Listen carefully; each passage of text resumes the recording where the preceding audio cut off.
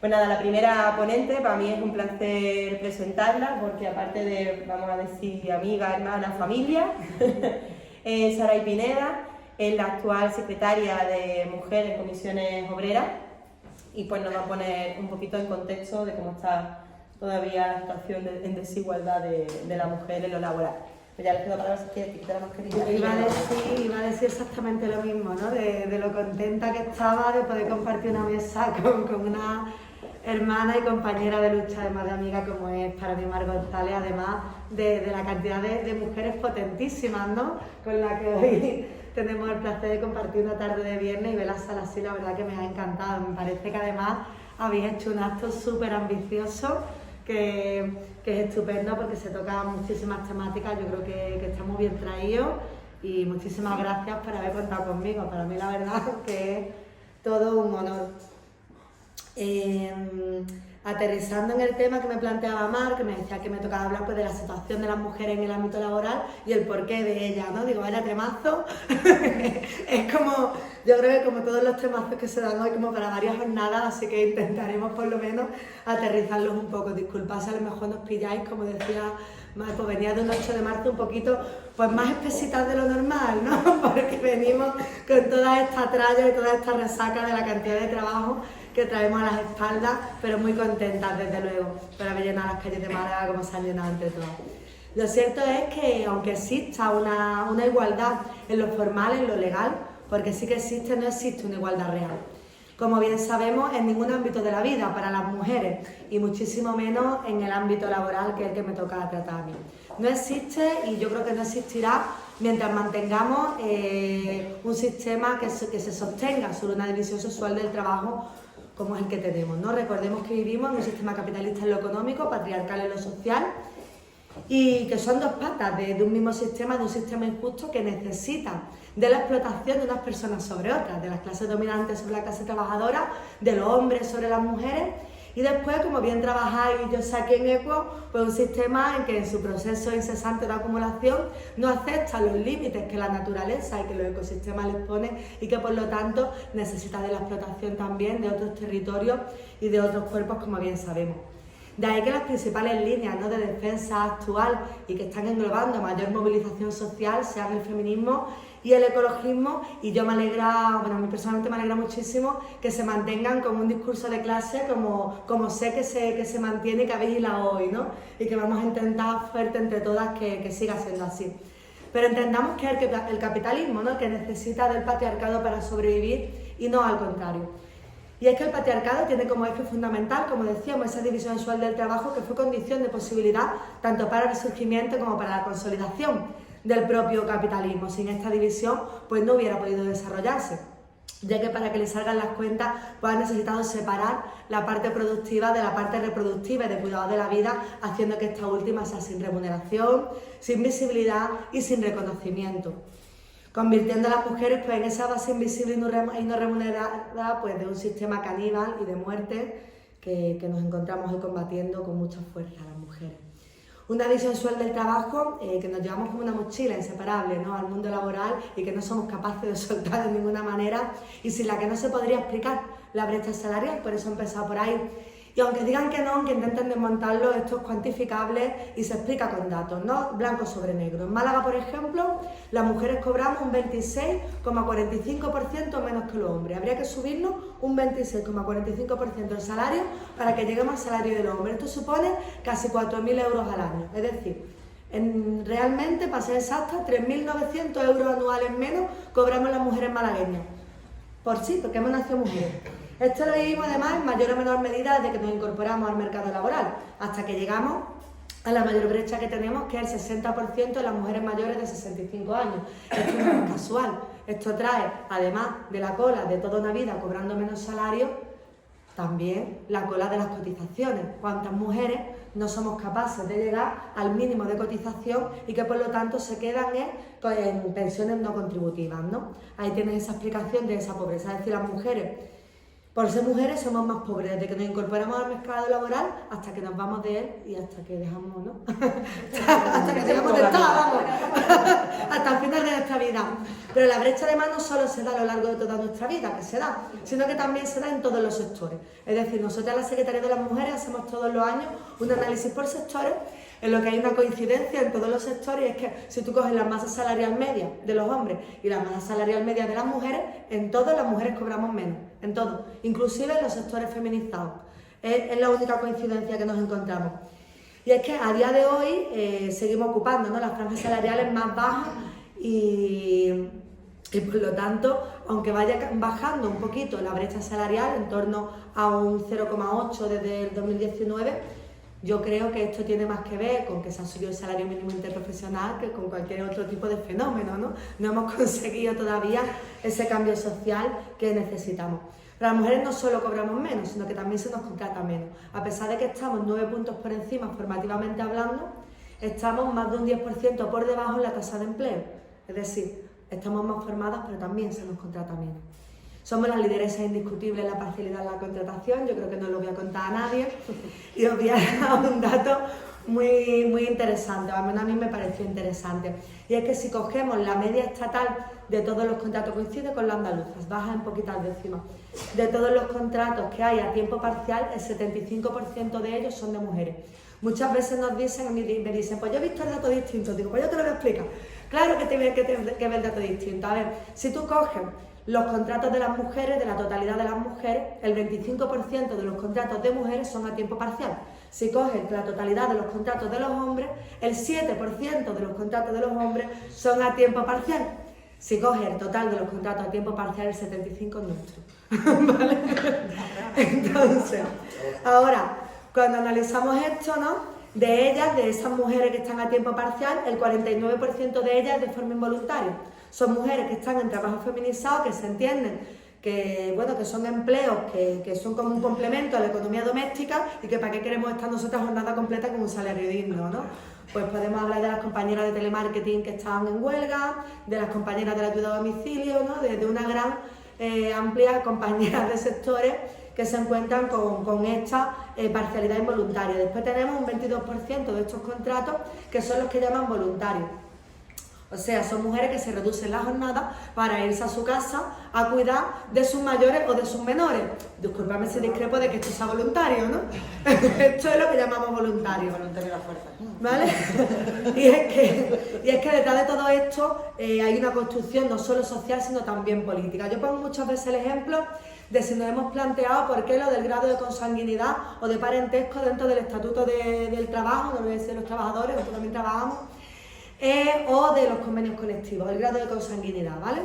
Ese grado de consanguinidad, si nos fijamos, el primer grado es ascendente y descendente de nuestra familia, pero también de la familia de nuestra pareja, ¿vale? Eso quiere decir que aquí cogemos y hacemos unas normas para que nosotras podamos cuidar de nuestro hijo, de nuestra hija, de nuestro padre, de nuestra madre y de la de nuestro marido, como está mandado, de nuestro suegro. O sea, para aclararnos, ¿vale? Lo que dice el Estatuto del Trabajo y lo que dicen los convenios colectivos es que yo tengo más días, si mi suegro lo operan, yo tengo más días para ir a atender a mi suegro que a mi hermana, que al parecer es que me toca más, ¿vale? Así va el rollo. De esta forma, ¿no?, pues la familia se convierte en una unidad económica básica para garantizar los cuidados de las personas dependientes dentro de la propia familia, ¿no? Y así cuando nosotras nos casamos, pues podemos encargarnos de nuestros mayores y de los de nuestra pareja, y para qué vamos a hablar de servicios públicos, ¿no?, si lo hacemos nosotras para reducirnos la jornada. Entonces, es importante, ¿no?, que tengamos en cuenta esto de la división sexual del trabajo, que no solo nos afecta pues por lo que se espera de nosotras socialmente en el ámbito privado, sino también de cómo nos va a afectar esta división sexual del trabajo absolutamente jerarquizada, en la que lo masculino vale más que lo femenino, ¿vale? Como se viene, es decir, se viene a explicar con nosotras, como decía antes, porque llevamos una mochila, ¿no?, cargada con nosotras, en la que va a ser uno de los principales motivos de la brecha salarial, porque aquí se va a explicar la segregación funcional. Por eso nosotras siempre peleamos, ¿no?, y estamos ahora mismo con los planes de igualdad y tal, hablando de que la paridad o el acceso no tiene que ser a centros de trabajo o a empresas, sino que nosotras pedimos una paridad por puestos de trabajo. Por puestos de trabajo, porque es ahí donde rompemos la brecha. Si tú la haces por centro de trabajo, nosotros vamos a seguir teniendo los salarios más bajos. Yo la quiero por puesto de trabajo. Vamos a hablar ahí, ¿vale? Entonces, y es que a día de hoy, tener un trabajo de igual valor no significa tener igual salario ni igual prestigio.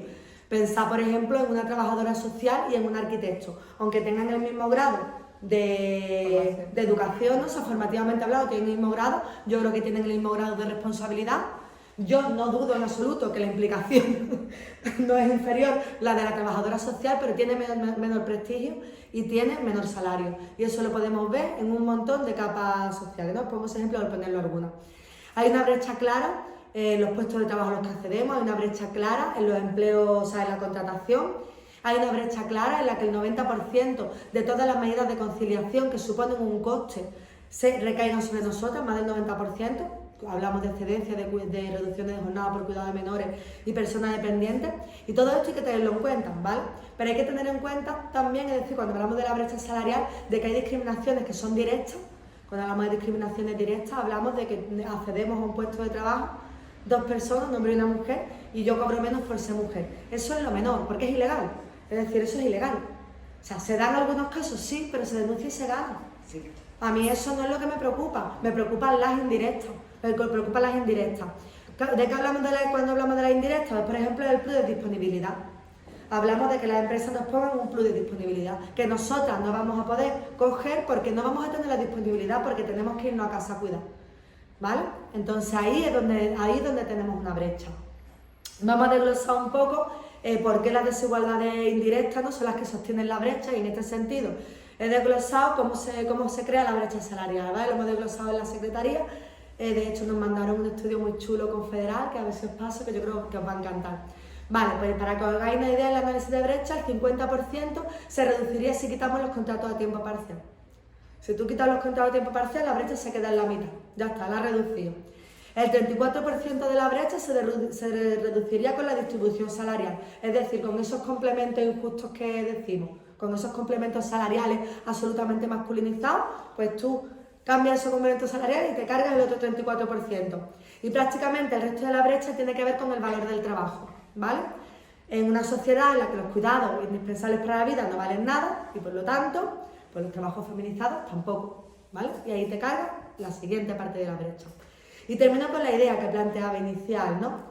Aunque haya una igualdad formal, que hablemos de una igualdad legal, realmente es imposible de alcanzar una igualdad real en el sistema que tenemos ahora mismo, con las condiciones que tenemos, ¿vale? Y es que mientras mantengamos un sistema en el que la reducción de la cosa, manteniendo la reducción que hace la economía capitalista, ¿no? En el que todo se mide por la vara del dinero, y en el que hace una reducción en que el concepto valor se equipara al concepto precio, como si fuera lo mismo, el valor es el precio de las cosas, se mantendrá invisible del análisis económico todo lo que no tenga precio. Y entonces ahí hablaremos pues, de los procesos del medio ambiente, hablaremos de los cuidados y hablaremos de tener unas vidas que merezcan la pena ser vividas, porque nada de eso tiene precio y por lo tanto no tendrá valor para este sistema. Pero esto quiere decir también que se construye todo un marco de derechos económicos, políticos y sociales vinculados a ese espacio visible, a ese espacio productivo generador de dinero, ¿no? Generador de prestigio, ese espacio del trabajo remunerado, y que por lo tanto ese trabajo de reproducción y de cuidados de la vida quedará relegado, como ahora contará la compañera, pues marginado al espacio privado, al ámbito del hogar y desprevisto de ningún tipo de derecho. Este puede ser uno de los principales motivos cuando hablamos de la segregación laboral, ¿no? De esa segregación funcional, con trabajos de menor y de mayor valor, porque cuando estos trabajos de cuidado pasan a ser remunerados, pasarán sin ningún tipo de prestigio y desprovistos del valor vital que tienen como trabajos que sostienen la vida de la gente, ¿vale?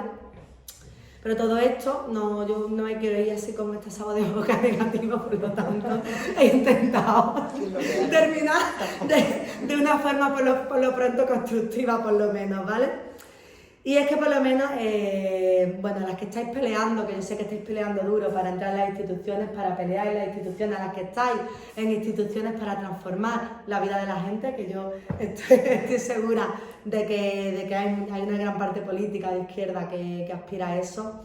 Tenemos que recordar siempre y tenéis que recordar que lo simbólico es importante, pero que es imprescindible generar derecho y que eso se hace legislando. Solo se hace legislando, ¿vale? Sí. Y en este sentido creo que hay que poner en valor el punto de inflexión que ha supuesto la reforma laboral. que nos da un respiro, ¿vale? Ya que si bien no, bueno, queda mucho para recuperar los derechos que teníamos, ¿vale? Tenemos que seguir peleando para la derogación de esas dos reformas laborales, sí que ha supuesto, ha supuesto un cambio de tendencia importante respecto a las legislaciones laborales. Llevábamos décadas sin que todo lo que se creara en la legislación laboral no fuera para retroceder en derechos, ¿vale? Son los primeros avances que se dan de paso enfrente y que además supone un cambio en la vida precisamente de las personas que estamos en situación más precarizada, entre ellas el 51% de la población, las mujeres. Por lo tanto, yo creo que aunque nos queda mucho por pelear, es un pasito y tenemos que tenerlo en cuenta. Es decir, se sitúa en la dirección de reforzar la negociación colectiva, de limitar la temporalidad en la contratación y la sobreexplotación, de caminar hacia una estabilidad en el empleo. Por lo que si bien yo no creo que vaya a hacer milagro, ¿no? Y que vaya a garantizar un empleo de calidad, ni muchísimo menos, sí que entendemos que tendrá, como decimos, unos efectos positivos en este sentido para la gente que esté más precaria. Hay otras normativas que pueden conseguir también, bien trabajadas, grandes avances, como son los decretos de los planes de igualdad y de la igualdad retributiva, unas medidas que, como digo, bien trabajadas, suponen desarrollar políticas mejorando las condiciones de vida del grueso de la clase trabajadora, no solo de las mujeres. Decía que llega el feminismo y le ha abierto la puerta a la lucha obrera para que mejoremos las condiciones de vida de toda la clase trabajadora, especialmente de nosotras, por supuesto, pero de toda la clase trabajadora, ¿vale? Así que, bueno, de hecho, prueba de ello es que la patronal está recurriendo, le está peleando, ¿no? Y quiere sacar a los agentes sociales de ahí, porque son herramientas transformadoras y tenemos que utilizarlas y tomarlas como lo que son. Pero de nada nos sirve que se aprueben estas normativas si después no se vigila y se garantiza su cumplimiento. Yo os traigo un dato que es muy significativo, ¿vale?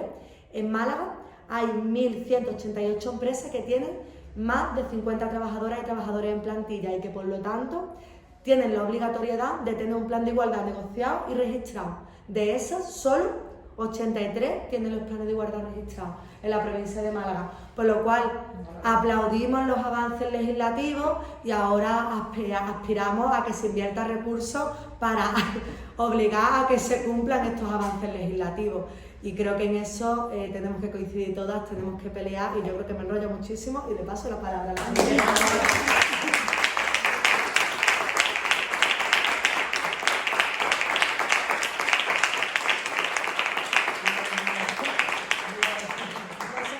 ¿Habrá que cambiar el teléfono para grabación?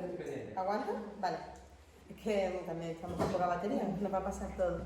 Bueno, muchísimas gracias, Saray. No me cabe duda que con mujeres como tú al frente, en los sindicatos, que también son una parte muy importante de esta sociedad, pues tenemos esperanza en que estas cosas vayan cambiando. Muchísimas gracias. Sí, seguro. Bueno, pues hoy recibimos la visita de la coportavoz de la Red Federal de Mujeres de Verdes Equos. Tenemos aquí a Teresa Bañobre, es un placer recibirla en la Sierra.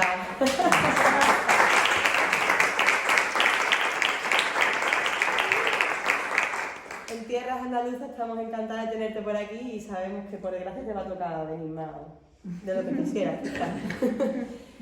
Bueno, Teresa nos va a hablar de la invisibilización de los cuidados, tiene mucha relación con lo que ha estado comentando Saray, ¿no? Como lo que el valor, precio, esa relación está rota en este sistema y tenemos que arreglarla. Y una de las soluciones pues sería visibilizando esos cuidados que parece que vienen con nuestra genética, ¿no? Viene con los ovarios y el cuidado.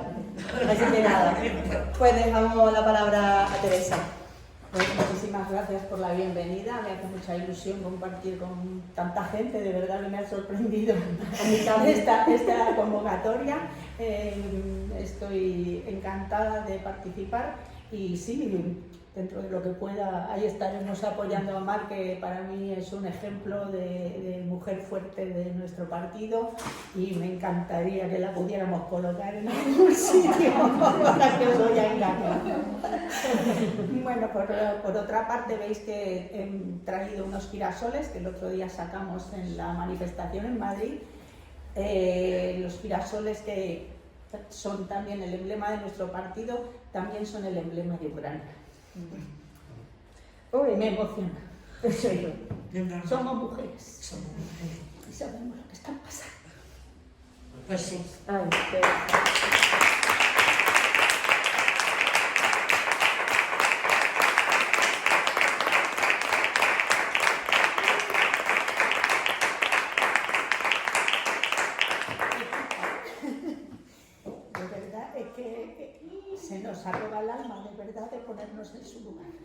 Bueno, para ponernos un poquito en situación, como la vicepresidenta Lía, os voy a dar unos datos. La mayoría nos los han dado ya la compañera, pero lo vamos a volver a pensar. A tiempo parcial, el 75% de mujeres. En 2018, de 358.200 personas que tenían una jornada reducida por cuidados, 344.800 eran mujeres, 13.400 hombres, según el INE, que no nos lo hemos sacado. Este sí que es una mujer de INE. El salario medio de las mujeres en España es un 18% menor que el de los hombres.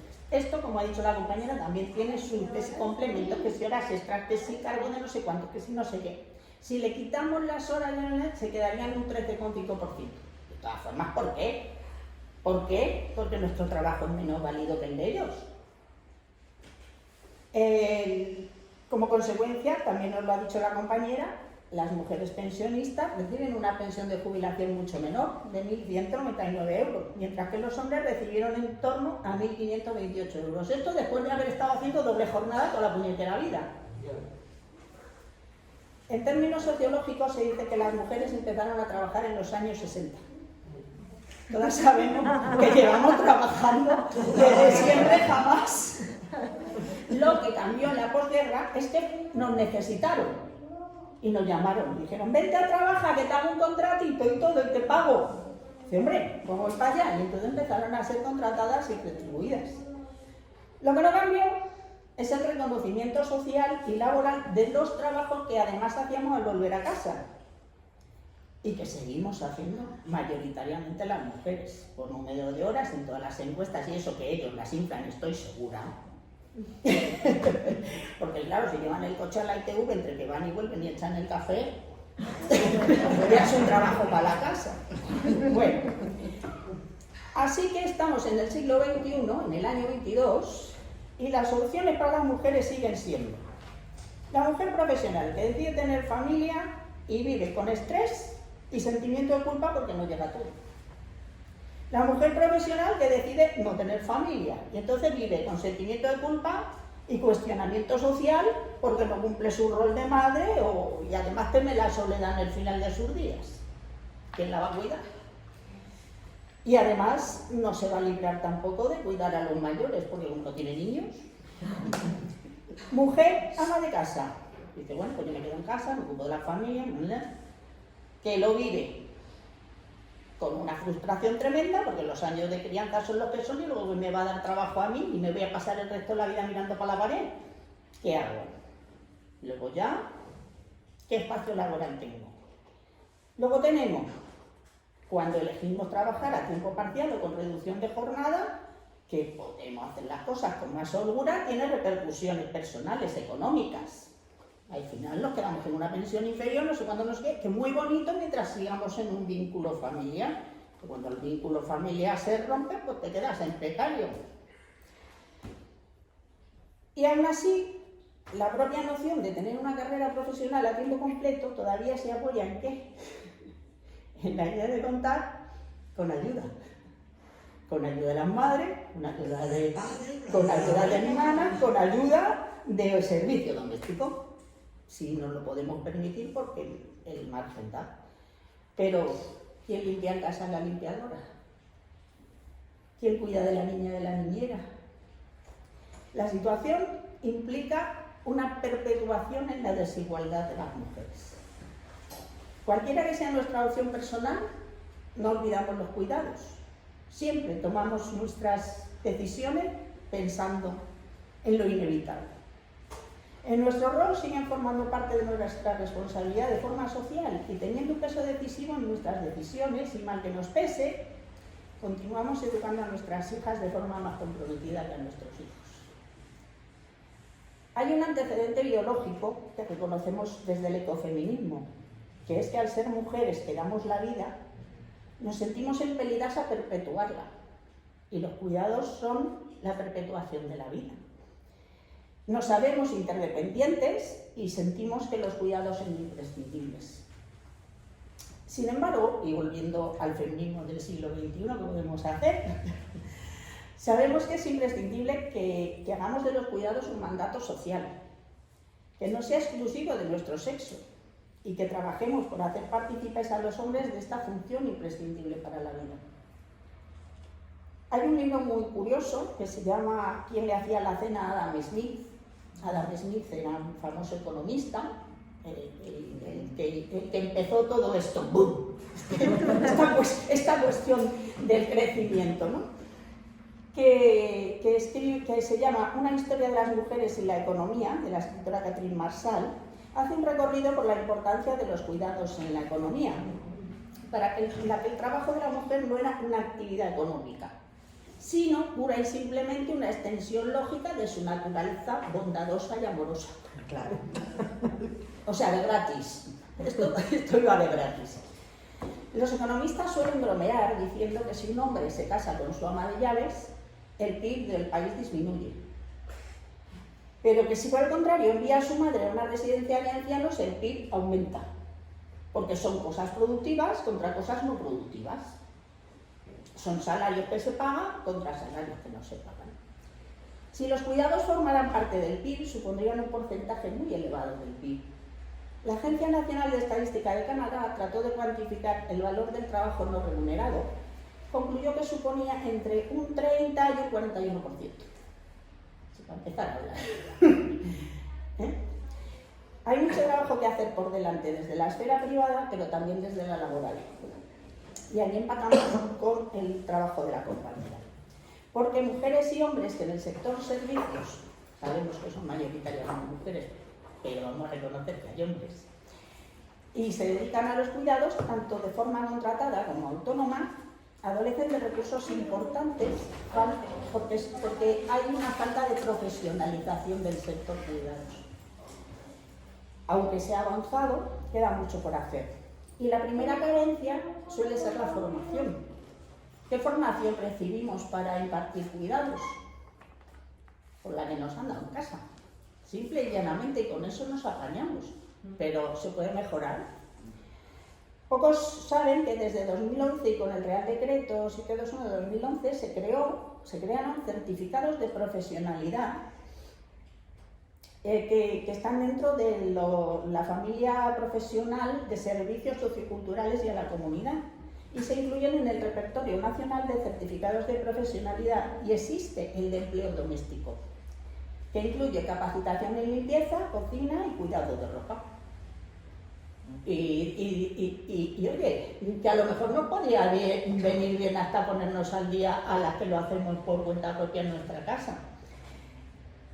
Esta formación se imparte en empresas del sector que contratan personal, muchas veces inmigrante, que no conoce nuestras costumbres domésticas para que puedan atender este sector. También lo imparten algunas ONGs como Cáritas, fundaciones y también se imparte como módulo de formación profesional y se puede cursar incluso online. Es un módulo básico y aunque en la mayoría de los casos requiere algunas horas de prácticas, pero bueno, un módulo completito.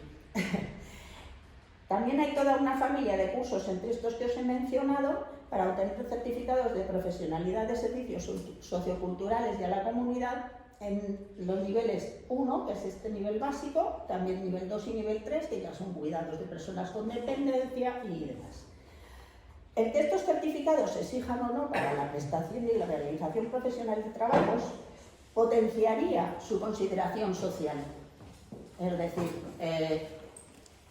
vamos a ver, no es lo mismo contratar a una persona que pasaba por allí, con lo cual estamos considerando el trabajo como un servicio básico, como seguiríamos dándole naturaleza bondadosa y amorosa, casi como quien dice, ¿no?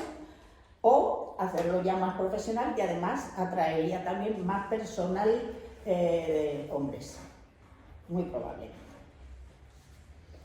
Entonces, también sería importante que se diera a conocer y se incentivara esa formación y no se diera por hecho que las mujeres venimos ya con este certificado de serie. Es importante la profesionalidad. Venimos ya de serie con el curso ya. Según te ven que sale mujer, dice ya sabe limpiar, coser, bordar, ya todo. Otra característica importante es la consideración laboral y la organización asociativa y sindical para el conocimiento de deberes y derechos en la gente que trabaja en el sector servicios, pero sobre todo en los servicios más básicos, ¿no? En la prestación de cuidados. Y los cursos de formación de algunas organizaciones como Cáritas también incluyen este tipo de formación en derechos y deberes laborales. Como ejemplo de esta tarea de empoderamiento, nuestra compañera de Ecohuelva, que hoy iba a hacer un esfuercito para venir y al final no ha podido, Isabel Belito, ha llevado a cabo un programa formativo que se llama Cuida 5 Plus, que está avalado por la Universidad de Huelva y financiado por la Cátedra UAS de Huelva, que persigue promover empleos decentes en el sector y favorecer el emprendimiento y la autoorganización de trabajadoras. Un poco en esta línea que os estoy contando, que lo están dando pues a través de este tipo de organizaciones, ¿no?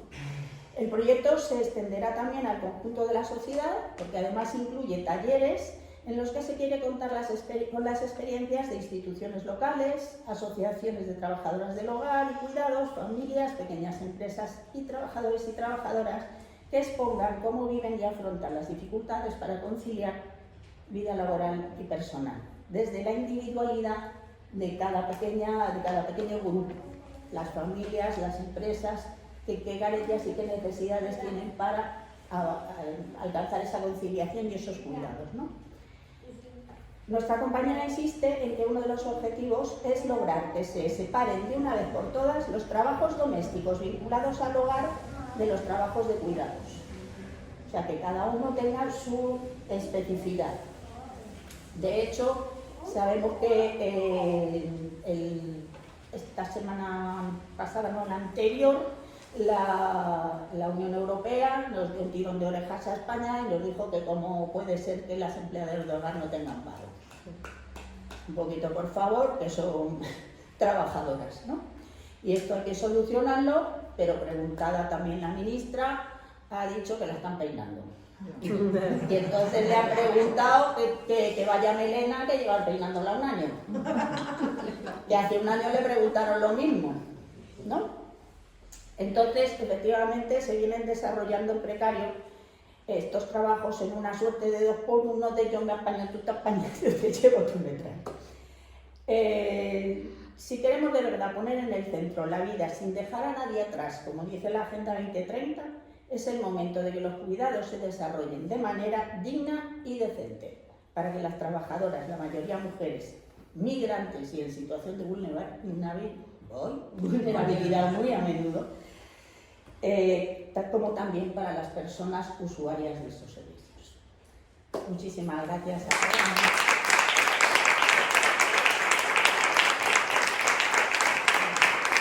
Y algo que sí que se ha invisibilizado muchísimo es el tema de la salud femenina, ¿no? Es alucinante como que menstruemos cada 18 días, con suerte, que también tenemos ahí las que las tenemos un poco locas, que sangremos, que tengamos dolores de lumbago y bueno, todo lo que ella va a contar ya sobre la endometriosis, cómo se ha naturalizado, ¿no? Y cómo tenemos que ir a asistir a nuestros trabajos, tenemos que cuidar a nuestros niños, tenemos que hacer las tareas de igual forma, aunque estamos en esos días, estamos enfermas, vaya. Entonces, como eso siempre se ha invisibilizado, me pareció muy, muy interesante contar con Ana Ferrer, que es la actual presidenta. No, secretaria. Secretaria, perdón.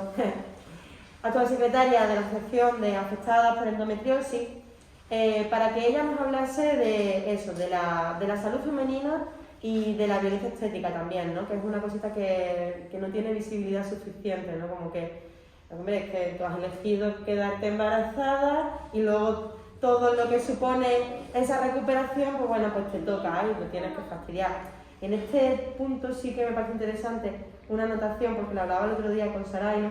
Cómo también se nos descuida la hora de pedir las bajas por maternidad o paternidad, ¿no? Los días que se supone que tiene que coincidir la baja del hombre con la de la mujer, ¿vale? Bueno, o la de la mujer también, si son parejas, cómo tiene que coincidir unos días para poder recuperarse. Sin embargo, si tú eres, por ejemplo, una madre monoparental, 6 semanas tienen que coincidir para recuperarse, una mujer que me parecen pocas, ¿no? Después de según qué parto también. Bueno, pues esas 6 semanas si tú eres una familia monoparental, no tienes pareja, tú no tienes derecho a recuperarte durante 6 semanas. No puedes pedir que tu hermana, tu madre, si están trabajando, que se las cojan de baja para poder cuidarte a ti, que la madre también merece cuidado, no solamente vamos a estar centrados en el bebé, que por supuesto tiene que ser indefenso, pero nosotras también hemos pasado un suceso muy complicado para nuestro cuerpo, ¿no? Para recuperarnos. Entonces, pues en esa línea nos pareció súper importante contar con Ana, y nada, pues ya te dejo que hagas la intervención. Muchísimas gracias. Bueno,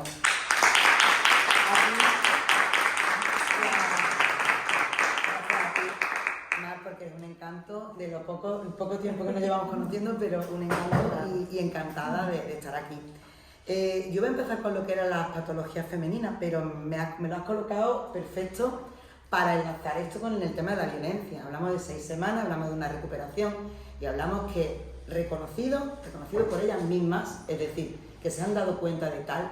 Tenemos la tasa en España del 40% de las mujeres que durante el parto o durante el embarazo o en el posparto son conscientes de que han sufrido violencia obstétrica. No, estamos diciendo que son conscientes. No quiere decir que en el otro 60 no las haya, sino que a lo mejor no las hay conscientes, ¿vale? Porque hay cosas que siempre se dan por hecho. ¿Qué es la violencia obstétrica? Bien, es la violencia ejercida contra la mujer, en primer lugar, desproveyéndola de su derecho del parto, desproveyéndola de su derecho de maternidad, mediante una actitud bien paternalista, es decir, tratándola como una niña pequeña, o bien mediante una actitud totalmente autoritaria, desde que el sanitario está por encima tuyo porque tú no sabes y te tienes que aguantar. Entonces, en base a eso, te desprovén de tu parto, de tu momento, de tu maternidad o de tu recuperación. De este 40% de mujeres que son conscientes de que han sufrido en alguno de estos 3 episodios, bien antes del parto, durante el parto o en la recuperación o el puerperio, han sufrido esa violencia, resulta que el 83,6% afirma que se han aplicado prácticas sin consentimiento informado.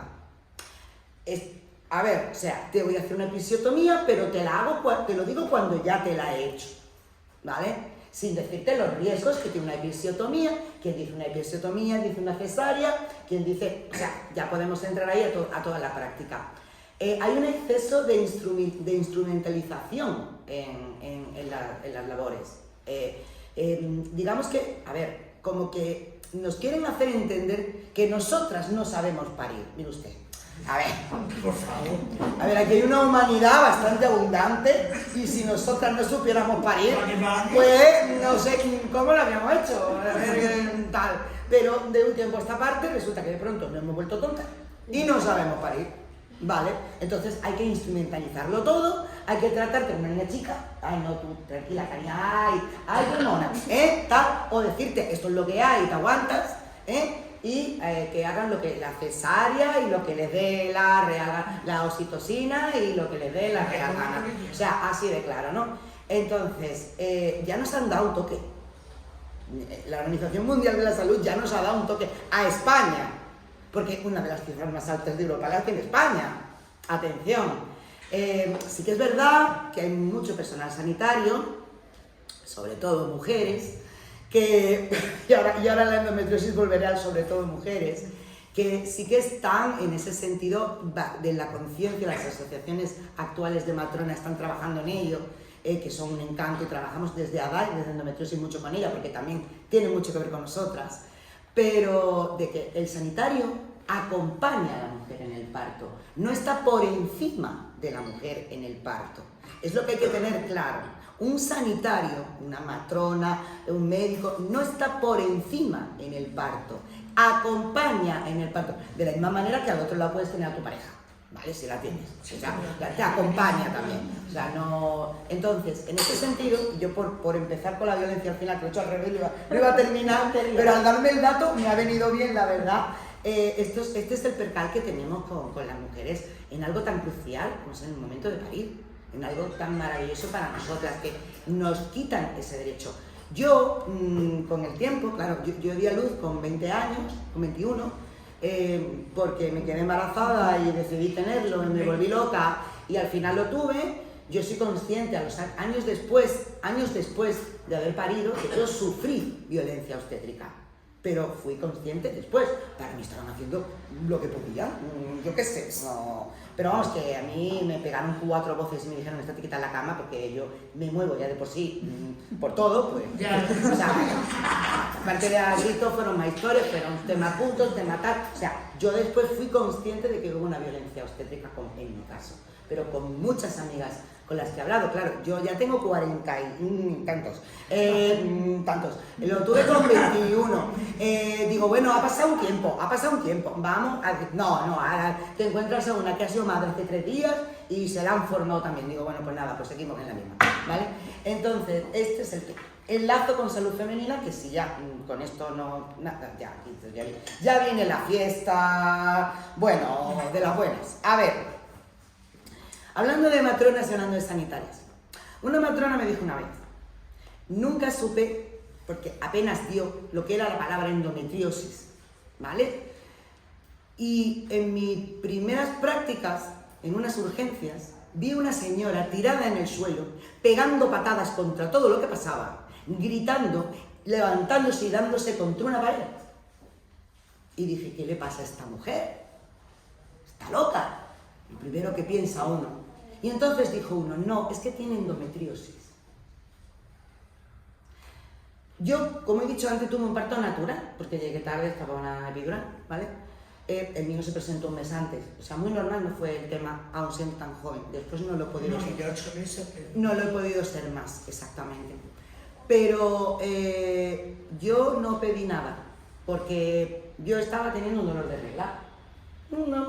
Me decía, ¿está bien? Sí, un dolor de regla. Sí, un dolor de regla. ¿Por qué? Porque había tenido reglas peores. Antes de los 20 años. ¿Vale? O sea, una endometriosis con mala uva, que hay 4 grados, pues te puede llevar a pegarte contra la pared. De hecho, yo me he pegado también, ¿vale? Yo soy por eso no me quedé muy bien. Pero, Pero, ¿qué ocurre? Esta enfermedad que parece de un 10 a un 20, que nosotros decimos un 10 por ser optimistas, pero sabemos que el día que haya estudios epidemiológicos y un censo real de enfermas, no va a ser un 10, a lo mejor no va a ser ni un 15. No sé, un 100. Y con los disruptores endocrinos que respiramos, estrógeno por todos lados, a lo mejor un 25, pero bueno, aquí vamos a ser optimistas, ¿vale? Estas mujeres hemos sido tratadas de locas durante toda nuestra existencia. De hecho, la famosa palabra histérica, que viene de hístero, viene de mujeres que se retorcían como locas, que lo que tenían era dolor, no, estaban como una cabra, y se pegaban contra todos sitios, y lo que hacían eran internarlas en centros de salud o darlas electroshock, que seguían igual de lo que tenían, y encima ya majaletas de verdad, porque ya se le habían frito el cerebro, ¿vale? Así de claro. O sea, este es el tema, ¿vale? Este es el tema del respeto a la salud femenina que se ha tenido toda la vida. Dice, bueno, pero estamos en el siglo XXI, las cosas han cambiado. Sí, cada día más grado 4, porque como se tardan 9 años en diagnosticar, pues han cambiado un huevo. Hombre, ya no nos ingresan en un centro de salud, menos mal. Bueno, a mí un doctor antes de diagnosticarme me dijo que yo lo que tenía era una depresión muy mala y por eso me inventaba el dolor, pero bueno, eso ya fue, yo le contesté una cosa que aquí no viene al caso, pero, porque yo cuando contesto tengo un poquito de mala uva, pero la cuestión es la siguiente, con estos porcentajes que manejamos, con esta ratio de diagnóstico, ¿qué se hace? Pues yo os lo digo. Hay un protocolo nacional del 2013 en el que se especifica lo que hay que hacer desde antes del diagnóstico y en el proceso y en los grados. Y está muy bien hecho, hay que actualizarlo porque es 2013 y ya es cada 4 años y vamos un poco tarde, ¿no? Pero es que este protocolo nacional se hizo un copia y pega de un protocolo autonómico de la Junta de Andalucía del año 2009. En la que Adai ya estaba, pues ahí estaba ya diciendo hay que hacerlo así, porque iban a hacer otra cosa, pero en fin, y también existía. Este protocolo andaluz se actualizó en el año 2018, y yo estaba ahí, por cierto, en el año 2018, y se actualizó por fin se marcaron oficiales para grado profundo, 2 unidades, una en el materno de Málaga y otra en el Bien de Rocío de Sevilla, que la del Bien de Rocío funciona regular y la del materno regular y tal. Bueno, y tal. ¿Y ahora qué ocurre? Que esta guía se hace en el 2009, se actualiza en el 2018, se hacerá nacional, porque no iba a ser menos, porque como aquí estaba un partido y allí estaba otro, había que hacer lo mismo, porque tal y cual, y se hacen una foto, se hacen un tuit, y no le llega a ningún médico de atención primaria, ni a ningún ginecólogo, ni a nadie. Sin embargo, el día que vamos nosotras a reunirnos en la consejería para actualizar la guía, nos dicen, no, es que las guías funcionan muy bien, porque por aquí me sacó una guía, además de cambio de sexo con la unidad de Málaga, porque esto está implementado y repartido en todos los centros de salud. Digo, ¿y la mía por qué no? Si la mía ya está. Yo lo que vengo a actualizarla. ¿Por qué? ¿Sabéis lo que es que las mujeres que tienen conocimiento de esta guía la llevan en el bolso, la llevan en el móvil? ¿Tú sabes lo triste que ir al médico con una guía y decirle, mire usted, página 15. Aquí dice que usted me tiene que mandar aquí porque me tiene que hacer esto otro. O sea, vamos así al médico. Una enfermedad que sufre 2.400.000 españolas, 82.000 en la provincia de Málaga, 400.000 andaluzas, y que es la enfermedad de género por autonomasia. Aparte de porque es la más abundante, es a la que se trate, por tanto, un ejemplo claro de lo que hacen a las mujeres. No, estas son las cifras y este es el plan. Y nos encontramos con que no se difunde, no se comparte, no importa. ¿Cuántas unidades hay en España? Porque una endometriosis viene desde un quistecito de un ovario a te invade un pulmón y cuando te viene la regla tose sangre. Hay una muchacha en el norte que llora sangre cuando menstrua, que es como un milagro, ¿no? En el siglo XV la queman viva. Pero bueno, ¿vale? O sea, tal. Sí, porque, a ver, entonces, hablamos de estos casos muy graves, ¿no? Hay 2 unidades en Andalucía, que es la que está más para allá que para acá y la que está más para acá que para allá, que son Málaga y Sevilla. Luego tenemos 2 en Madrid, que una funciona, la otra a veces. Y tenemos una en Barcelona, que de esa mejor no hablamos, que funciona muy bien, pero en fin. Y luego una en Palma de Mallorca, que existía, pero que ahora mismo parece ser que no está muy bien. Y una en Valencia, que acaban de abrir nueva, que es la que está funcionando bien porque es nueva. Y están abriendo una en Bilbao. Para todo lo demás, Mastercard, si no haces en cuenta, te mueres. O sea, te mueres. Y cuando digo te mueres, te digo que tenemos una paciente que se va a morir. Porque de endometriosis se muere. No es cáncer, es metaplasia, no es neoplasia. No es benigna, no. Benigno es el tejido, que es endometrio. El endometrio es benigno, claro que el endometrio es benigno. Lo reconoce el ADN, no es una mutación. Pero tener endometrio en un pulmón muy sano no es. Vamos a ver, nos vamos entendiendo, ¿no? Tener endometrio en el cerebro, muy sano, no es. Tener endometrio en el colon, para acabar con una bolsita puesta, muy sano, no es. O sea, vamos a ver, de benigna, aparte, incapacitar a una persona, aunque tenga la endometriosis típica, que tiene el 75% de las mujeres que tienen endometriosis, que es la ovárica, que se opera, que no sé qué. Lo primero, que te operan 3 o 4 veces, parece Mr. Potato, ¿vale? Lo segundo, ya por lo menos no hay tanta alegría a la hora de quitar órganos. Porque antes, vamos quitando, venga, tiene 30 años, pobrecita, quiere ser mamá, venga, vamos por fuera, venga, ya no, ya en ese sentido no. Pero, bueno, a ver, creo que un poquito de seriedad con el tema, ¿no? Bueno, pues la seriedad llega hasta el punto de que el jueves pasado, sí, me pasé por la consulta de endometriosis profunda de grado 4, que yo estoy en ella, por cierto, y me encontré al lado, que han cambiado la consulta de al lado, que era también de endometriosis profunda, por obstetricia. Cuando la endometriosis tiene del 30 al 50% de infertilidad, y en un grado 4 puede tener un 70%. Al lado, obstetricia, a una señora esperando fuera, llorando con 2 lágrimas, mientras sale otra con una ecografía en la mano, mamá es niño, qué alegría, qué ilusión. Le importamos un bledo, pero un pimiento así de grande. O sea, así de claro. O sea, el tema psicológico, ahí tapañe. Si hablamos de que gente que tiene a la mujer como un horno de pan, que su única función de la vida es la reproducción humana, y ya de por sí el tener una endometriosis ya tiene un 50% de la partida de que no pueda ser mamá, pues tú ya empezamos porque ya eres ciudadana de segunda categoría, ¿vale? Porque es que no vale ni para mujer, punto primero, te la comen, con 20 años, te la dicen, te la sueltan y tú te la mastica, ¿vale? O sea, de entrada, la primera. La segunda, llega el momento laboral. Bajas menstruales. No, las bajas menstruales no son el arreglo de esto. Hay que diagnosticar a la gente. Hay que diagnosticar a la gente. Porque una menstruación de una persona normal no incapacita. Cuando una menstruación incapacita es porque hay un problema de salud. Llámese endometriosis, llámese ovario poliquístico, llámese una malformación, llámese un quiste funcional, llámese un cáncer, llámese lo que sea. Hay un problema de salud. Si ese problema de salud no se detecta, esta señora corre un riesgo. Entonces le estamos dando baja y está feliz. Aparte de que no sé yo a qué empresario le gusta eso. ¿Qué ocurre? Pues que tenemos, ya de nuevo viene la brecha, pero en nuestro caso es la falla de San Andrés.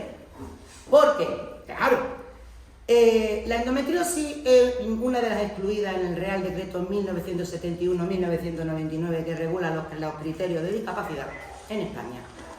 Y no está recogida. No está recogida como están otras enfermedades que están recogidas, enfermedades que todos conocemos, y todas las enfermedades masculinas, por supuesto, que están todas. No falta una, ¿vale? No falta una. Bueno, ni la endometriosis ni otras muchas.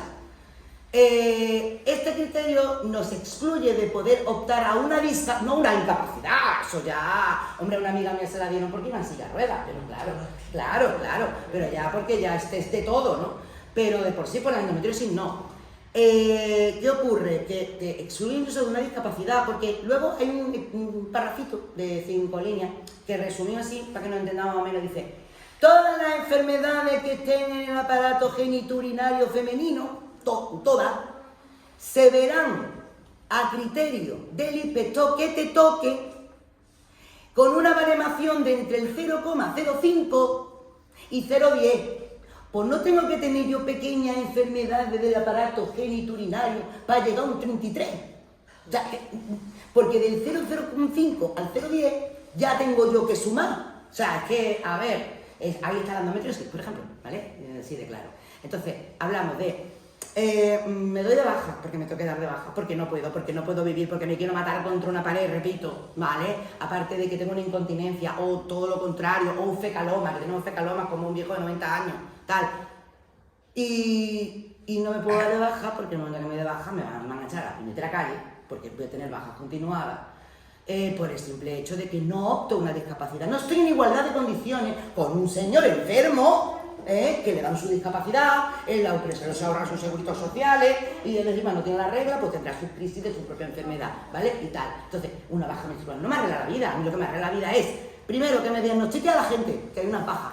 Y segundo, y lo más importante de todo, que me meta en los criterios de discapacidad como una enfermedad incapacitante, que la Guardia Civil sí nos ha metido, porque no podemos estar la Guardia Civil, porque pone claramente que una de las exclusiones es la endometriosis incapacitante. Es decir, no estoy en el Real Decreto, pero no puedo hacer las oposiciones para la Guardia Civil y para los Policías Nacionales tampoco. Lo que pasa es que ahora han rectificado, porque le han montado muy gordo desde edad, y han hecho un epígrafe en el que solo y cuando la endometriosis incapacite. Pues no te estoy diciendo que si va a la Wikipedia te dice enfermedad incapacitante. Wikipedia, incapacitante. Wikipedia. ¿Qué me estáis contando? Pues es el perca. Y solo con la endometriosis os podría contar otras enfermedades, aunque no sean las que nosotras manejamos, que tienen más o menos la misma historia, ¿no? Tal. Pero, por poneros un ejemplo, es decir, pastillas para los nervios porque estamos malas, unidades que no hay, y que como te toque en un pueblo que no haya, pues hay lo que hay, y no te derivan porque no hay fondo de cohesión interterritorial, perdón. Bajas que acabas en el paro y ya no te contrata ni Dios, porque no tienes ni un derecho a una discapacidad. Y lo más importante de todo, 2.400.000 mujeres que están padeciendo esto y que a nadie le importa un pepino. Así que esta es la situación y no voy a hablar más porque nos vamos a envenenar todos. Muchas gracias.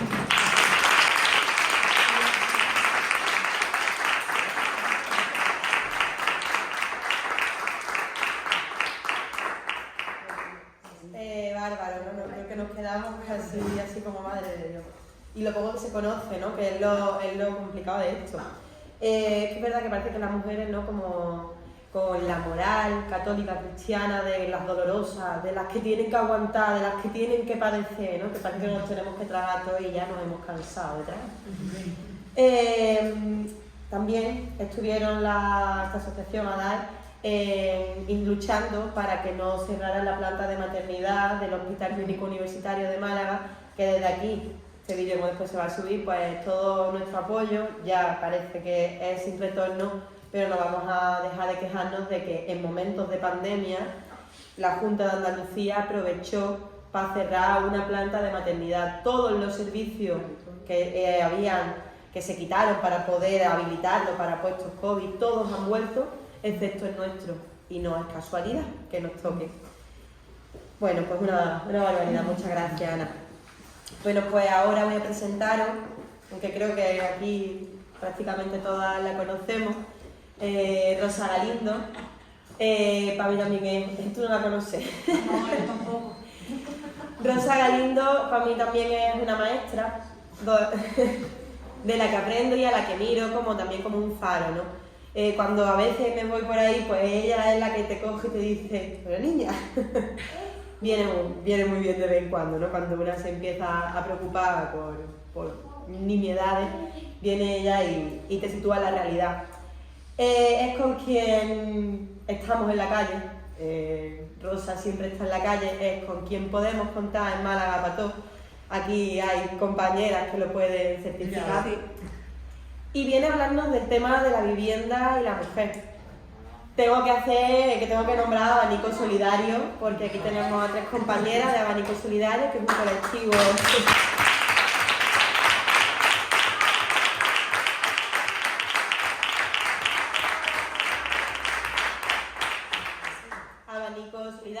que lo lleva sobre todo Paco Álvarez y le echamos una mano en lo que podemos. Hace una labor estupenda, ayudando y cooperando con familias. Y es verdad que tampoco es casual que cuando vemos, por ejemplo, el grupo de Telegram, el grupo de WhatsApp, cuando estamos en las puertas de un lanzamiento, de un posible lanzamiento, casi todo lo que hay son mujeres, ¿no? Entonces, de eso es de lo que nos va a hablar Rosa Galindo, del tema de la vivienda y las mujeres, de lo complicado que lo tenemos muchas veces para acceder. Pues ya está.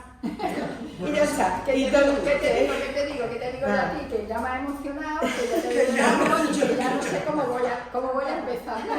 Ya está. Bueno, yo con permiso de las compañeras de Abanico Solidario, voy a hablar de vivienda, y digo con permiso porque aquí hay 3 mujeres que están afectadas directamente por temas de vivienda por el simple hecho de ser mujer. Entonces, os pido permiso para hablar de lo poco o del poco conocimiento que puedo yo tener sobre este tema.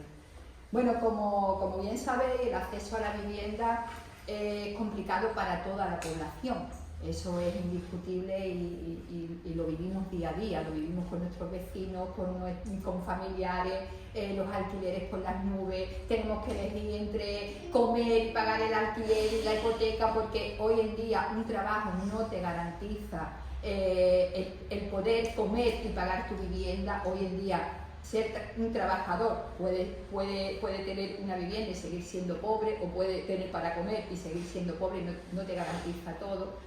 Pero por sobre todo, y como siempre, las más afectadas también con la vivienda somos las mujeres.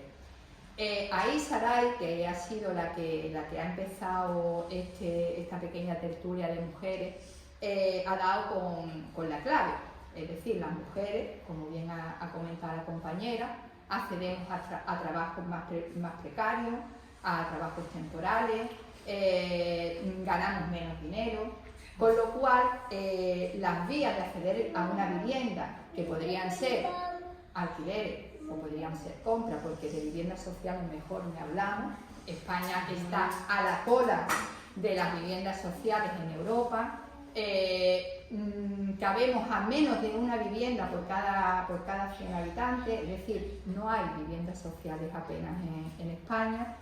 A eso nos enfrentamos día a día pues las mujeres, que somos la gran mayoría de las mujeres que tenemos sueldos normales, que además tenemos que compatibilizar pues el cuidado de la familia, de las personas mayores, de nuestras personas dependientes, como bien también ha comentado Teresa, y tenemos que compatibilizarlo pues con trabajos bastante precarios.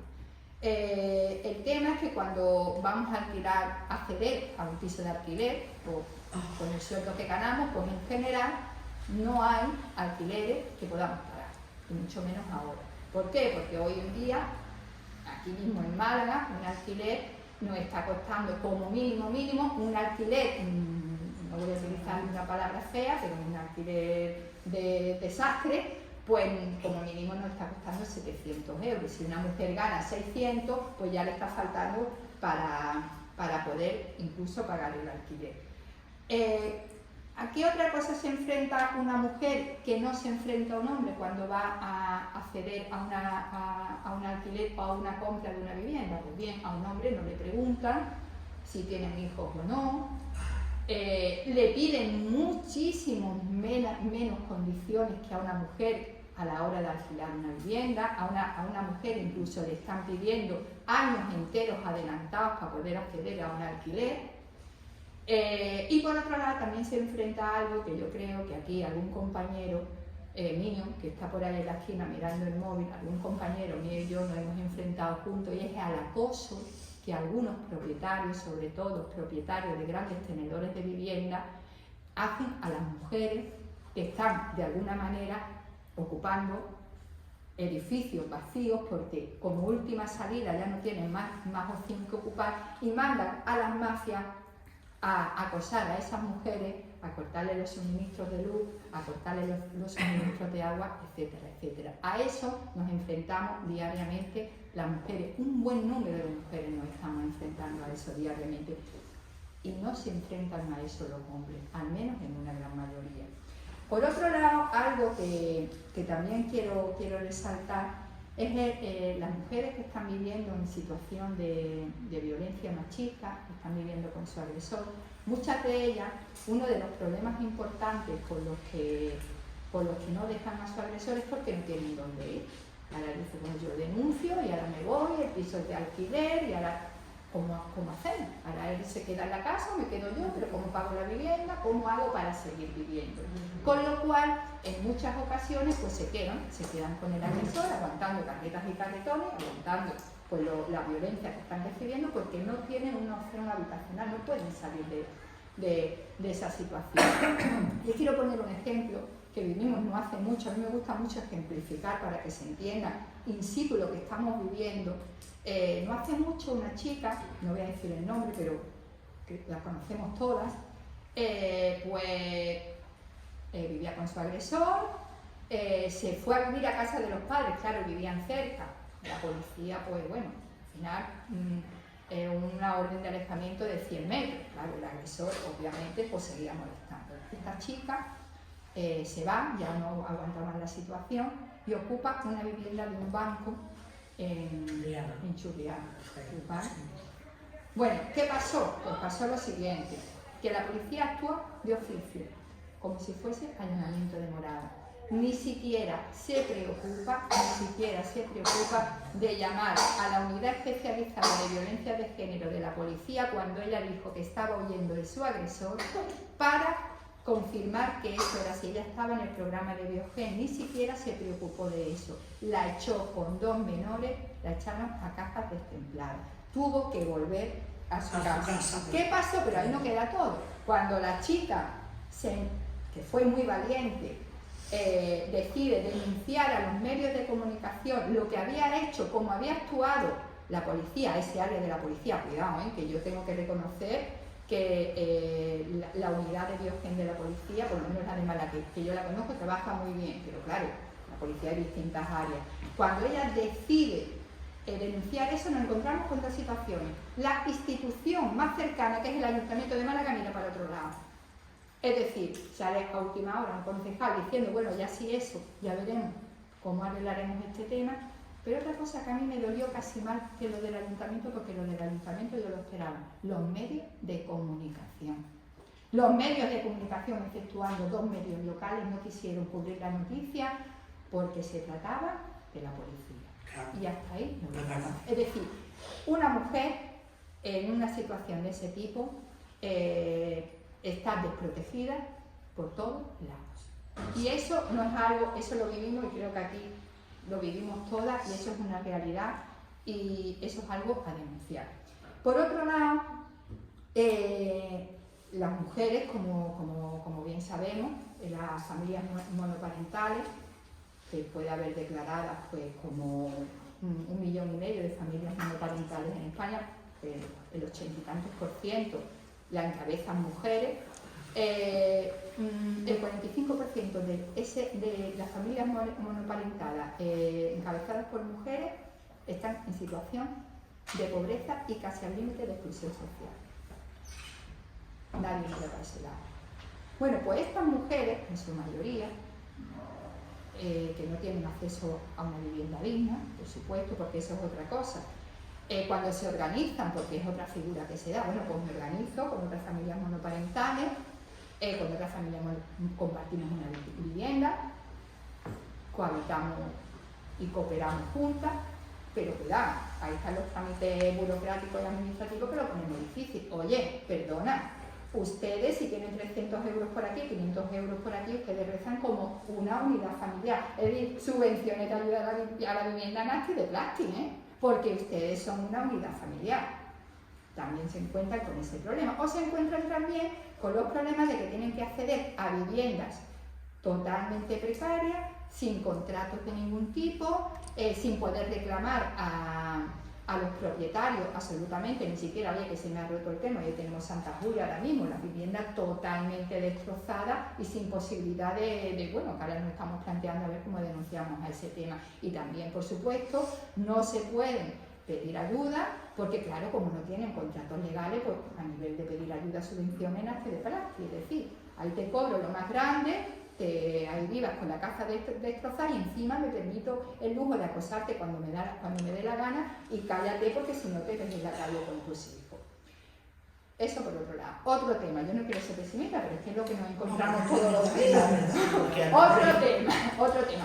Las personas, las mujeres mayores, otro tema que también se ha hablado aquí, que también no sé si la ha comentado Teresa y la ha comentado Sara. Desafortunadamente, pues como sabemos, las mujeres al tener acceso a trabajos más precarios, trabajos temporales, cuando llegan, o no han tenido empleo, que no trabajan porque trabajan las mujeres, hemos trabajado, aunque no hayamos mujeres que no hayan trabajado en su vida fuera de su casa, han cuidado de hijos, de pareja, de familias dependientes, de mi suegro, de mi suegra, de mi padre, de mi madre. Ahora llega el momento de la vejez. Entonces cobran una pensión no contributiva. Esas mujeres no han contribuido en nada a la sociedad, mira por dónde. Esas mujeres han sostenido la vida durante años de sus familias, de sus personas dependientes, de sus suegros, pero nada, ahora cobran una mal llamada pensión no contributiva. Pues nada, pues se ven en los últimos años de su vida que no tienen en muchos casos ni para pagar un alquiler. El hombre sí, y yo voy a poner un ejemplo, y va a ser el de mi madre y el de mi padre. Mucho cuidado, no me voy a ir a mi padre, funcionario, ellos no, por circunstancias de la vida, se separaron, se perdió la casa y llevan viviendo de alquiler por toda la vida. Mi padre es funcionario, cobra un buen sueldo, vive en un buen piso. Mi madre, que se tiró gran parte de su vida trabajando muy poquito, cuidando a una persona dependiente, pues cobra una pensión muy mínima, paga el alquiler y porque tiene hijos que la ayudan. Porque si no, mi madre no podría pagar el alquiler ni comer. Es decir, no voy a poner ejemplo tampoco, no me voy a ir muy lejos. Eso lo estoy pasando directamente en mi familia. Luego, por otro lado, sí que quería comentar, porque es verdad que ahora, pues, cuando nos enteramos que por fin, una ley de vivienda, qué maravilla que había una ley de vivienda, por fin el artículo 47 de la Constitución Española va a estar arreglado por una ley que mira qué bien que va a dejar de ser una declaración de intenciones, que cuando gritamos, oye, el artículo 47, que todo español tiene derecho a la vivienda, sí, pero como no hay una ley que obliga a que cumpla ese artículo, pues está muy bien todo. que mira, un pasito más que se ha dado. Claro, ahora tenemos una ley que como tienen que ser las comunidades autónomas y los entes locales los que acojan esa ley, las que pongan en marcha esa ley, y además la regularización de alquileres no está contemplada todavía en esa ley, dicen que un poquito más adelante, pero señores, si no regulan los alquileres, pues perdona que te diga, pero seguimos estando como con el artículo 47, eso es poco más o menos que una declaración de intenciones, una ley que tampoco contempla pues que a la hora de echar, de lanzar a una familia de su domicilio, pues que sea de obligatorio cumplimiento, que sea ilegal de una vez el que se echa a una familia a la calle, más si hay menores, sin opción habitacional. Por favor, me dice, usted es una culpa, usted es una ilegal. No, perdona, ilegal yo creo que echa a una familia, a una madre con menores a la calle, eso es lo que debería de ser una ilegalidad. Claro, personas mayores, mujeres, exactamente. Bueno, pero es que no solamente, por ejemplo aquí en nuestra autonomía, la Junta de Andalucía, no solamente no acogen esa ley, no ponen en marcha, sino que además endurecen las que tienen, porque es que ahora resulta de que ponen en marcha un programa de vivienda donde no acogen y no se puede acoger ninguna persona que haya sido condenada por un delito de ocupación. Es otra cosa, que también no afecta a las mujeres más que a los hombres, mucho cuidado, porque voy a decir por qué. Resulta, y eso ahí no lo puede decir seguramente el compañero que es abogado, resulta que con respecto a los delitos, pues yo creo que los hombres duplican o incluso triplican a las mujeres. En el de ocupación no. En el de ocupación somos las mujeres las que por muy poco nos ponemos por encima de los hombres. Total, que esa ley o eso que quiere hacer la Junta de Andalucía en ese programa, pues nos sigue afectando más a las mujeres, porque somos las mujeres las que cuando nos vemos desesperadas ocupamos una vivienda para podernos meter con nuestros hijos y nuestras hijas. Bueno, no quiero terminar de forma pesimista, me podría estar enrollando mucho tiempo, pero como ya vamos también un poquito cortos de tiempo, pues no quiero tampoco enrollarme mucho más. Lo que sí está claro que para que esto vayamos encaminando el tema de la vivienda, lo que he comentado antes con respecto a la ley de vivienda, hay mucho que mejorar, es urgente la regularización de alquileres, es urgente el que le metamos mano ya, voy a decir, le tenemos que meter mano hace 20 años a las viviendas sociales. No hace falta construir muchas viviendas porque tampoco, a ver, si tenemos el parque, en Málaga mismo tenemos el parque de viviendas vacías más grande de toda Europa, 10.000 viviendas en manos de la banca, la Sareb, los fondos buitres. Señores, vamos a obligar a estas personas que pongan las viviendas, a estos señores que pongan las viviendas en alquiler social.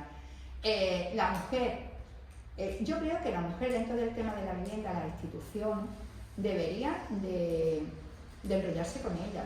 Es decir, y aquí no quiero hablar de igualdad, quiero hablar de equidad, porque la mujer partimos de otras condiciones.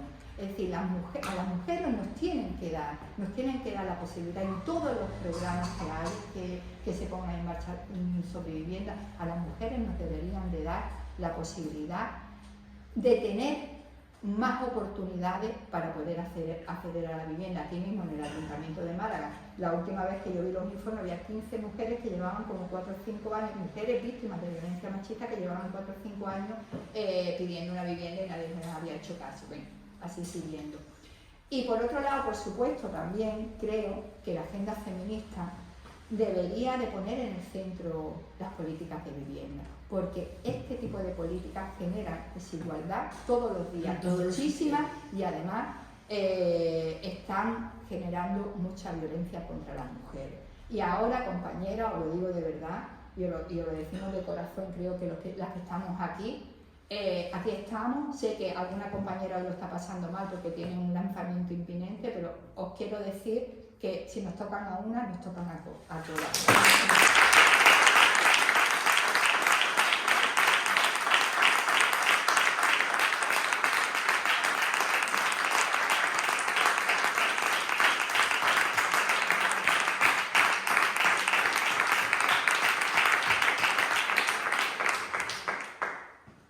Bueno, la vaya para el Chedera.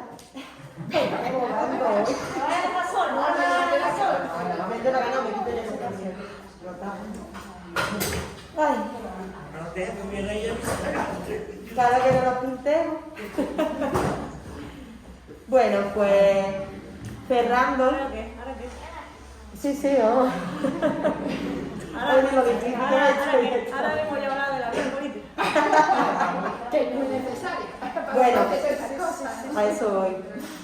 Otra de las mujeres poderosas de Verde Equo Andalucía es la compañera Sara Martínez, también es coportavoz de Verde Equo en Jaén, pero además también hay que nombrar que es una gran activista feminista en Jaén, que tienen una lucha de hace mucho tiempo, una lucha histórica, exigiendo que quieren abortar en su tierra, que no tengan que ir a abortar a otra provincia, porque el aborto es un derecho y tiene que ejercerse cerca de casa, ¿no?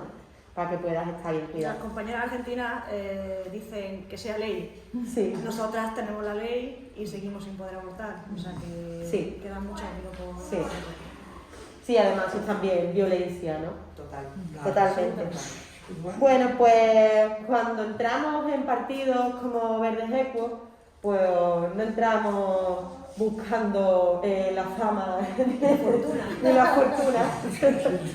Entramos plenamente por una convicción, ¿no? Porque tenemos una convicción del futuro, de que tenemos que cuidar el presente para poder tener futuro, porque si no, no hay nada. Llevar a cabo vida política es muy complicado, pero para las mujeres más, ¿no? Cada vez que tenemos que acudir a una reunión, a una charla, a una manifestación, tienes que pensar con quién dejo a los niños, si tu marido también está trabajando, cómo lo hago, cómo llego. Es mucho más complicado, cuestiones que a lo mejor los hombres que están en política pues no tienen ni que pensarlo, ¿no? O sea, si yo tengo la agenda libre y lo cojo, tú dices, tengo el día libre, pero voy a ver cómo encajo al nene, ¿no? Entonces, de estos ejemplos y de cómo ella, como que fue concejala en Jaén, pues cómo lo llevó y también pues cómo lo lleva, porque ahí seguimos, activas, de la forma que cada una puede. Somos muy respetuosas con los ritmos de cada persona y más con los de las mujeres. Así que os dejo con Sara Martínez.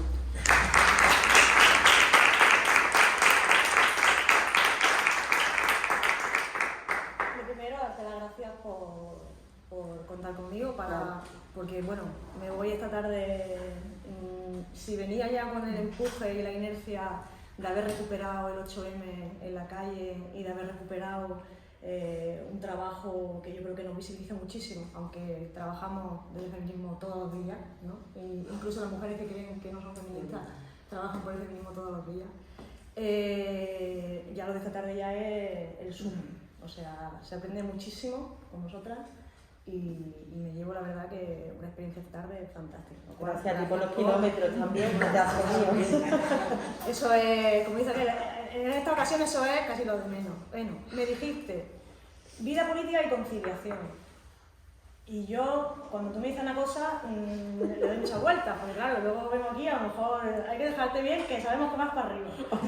Entonces, pensé en mi propia experiencia, lo decía antes Teresa, si algo venimos sabiendo desde la tercera ola es que lo personal es político, ¿no?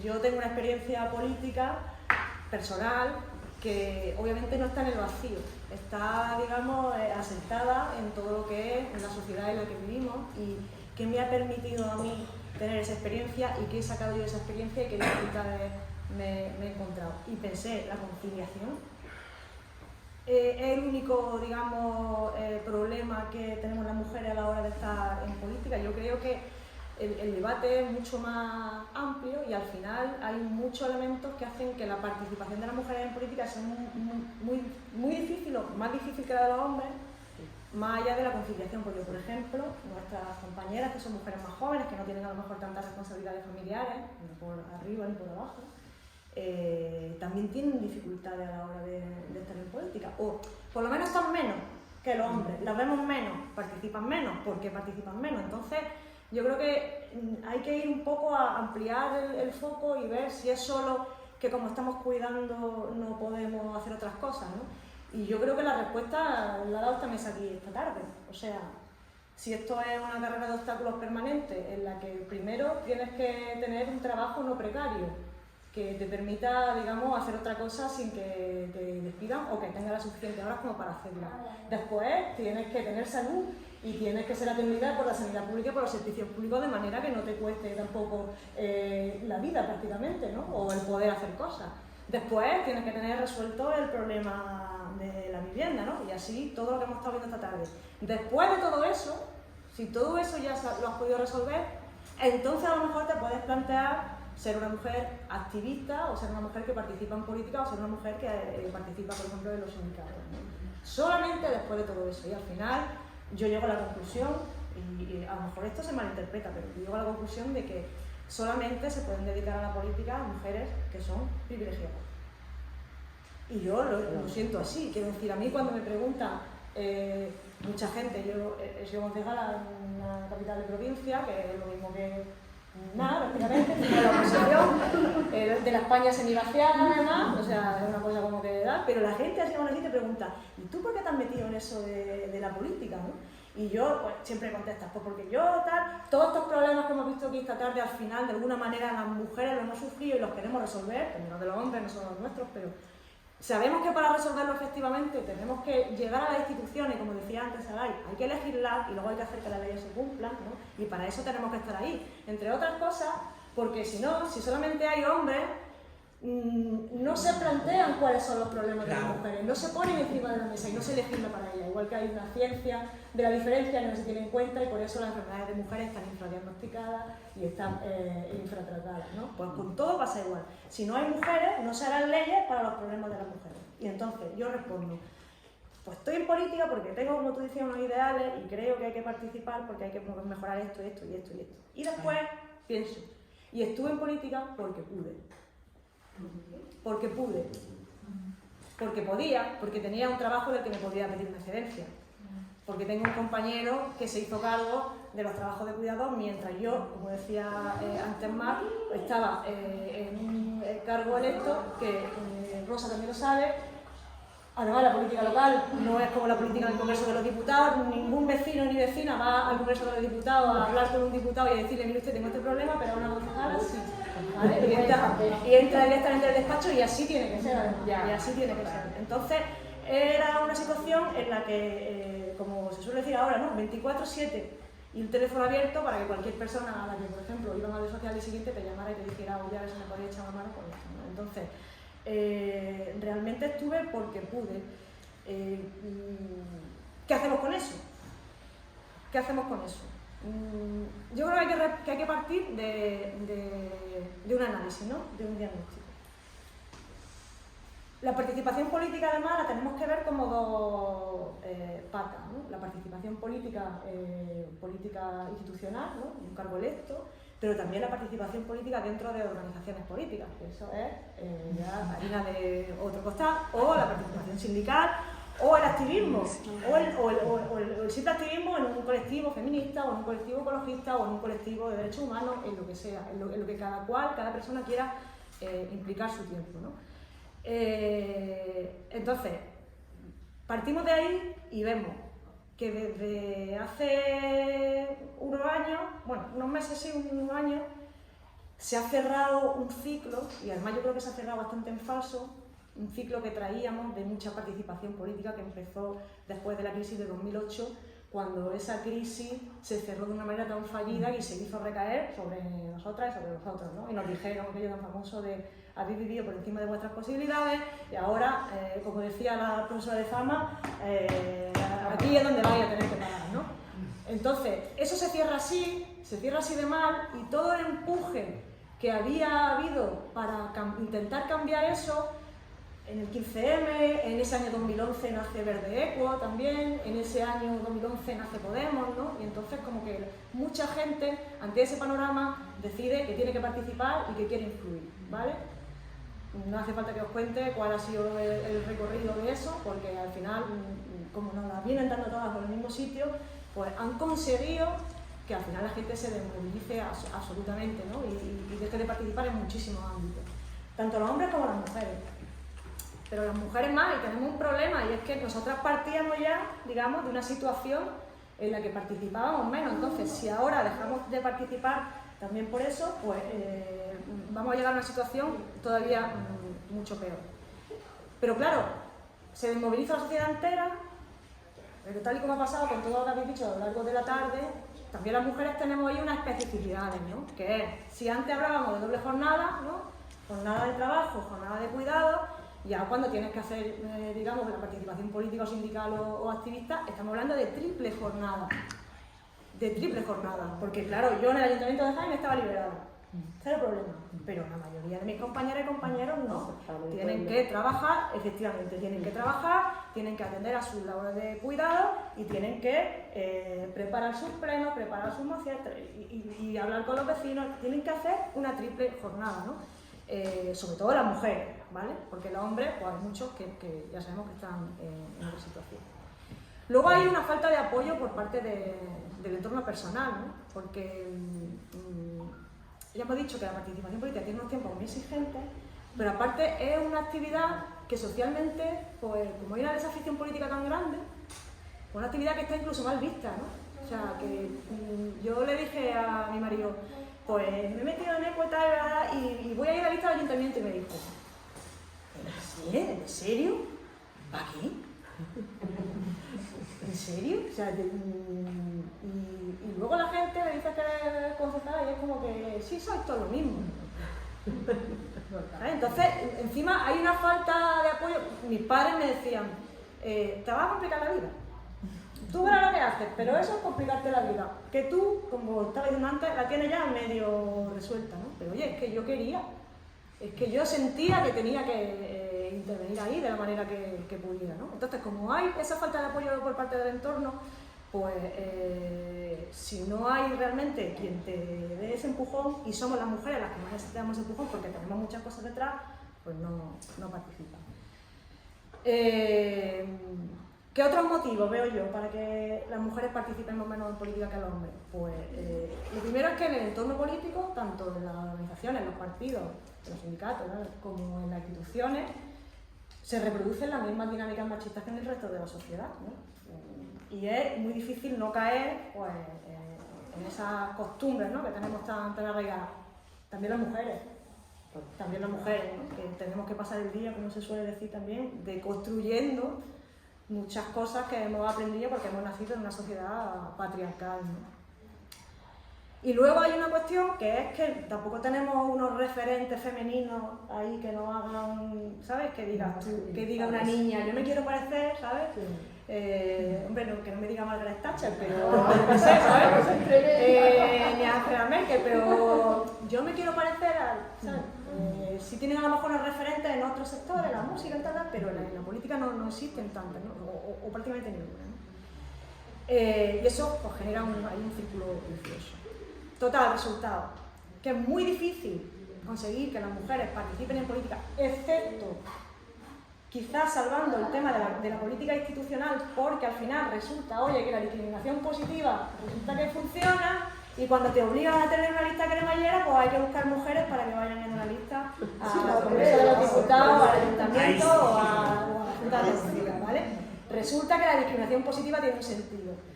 Eso se ve ahí, y ¿dónde veo yo la diferencia? Pues que luego a la hora de participar, por ejemplo, en los órganos del partido, cuesta, Teresa, ¿cuánto trabajo cuesta que las mujeres participen en los órganos del partido?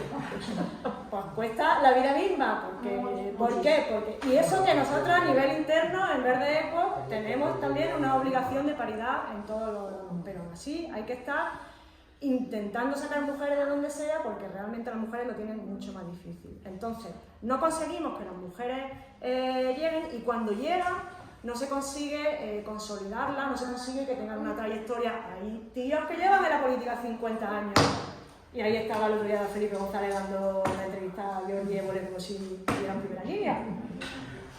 ¿Qué problema habrá tenido Felipe González a lo largo de su vida para participar en política? Ninguno.